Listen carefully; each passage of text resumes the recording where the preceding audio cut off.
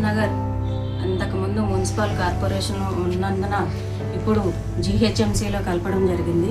అదేవిధంగా ఇప్పుడు మా గవర్నమెంట్ ఏమంటుందంటే 2 సీట్లు ఇవ్వడం జరుగుతుంది.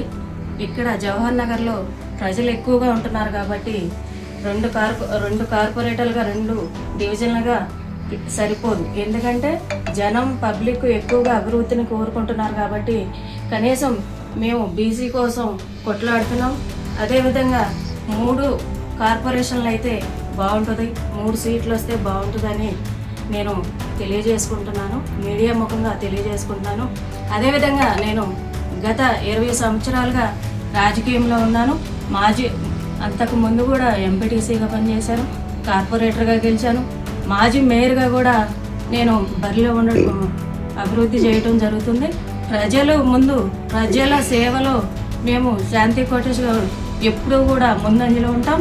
అదేవిధంగా మాకు ఖచ్చితంగా కూడా బీఫామ్ వస్తుంది. కాంగ్రెస్ తరఫున కార్పొరేటర్గా నేను ముందంజలో ఉంటానని కూడా బరిలో ఉంటానని కూడా మీడియా ముఖంగా నేను తెలియజేసుకుంటాను.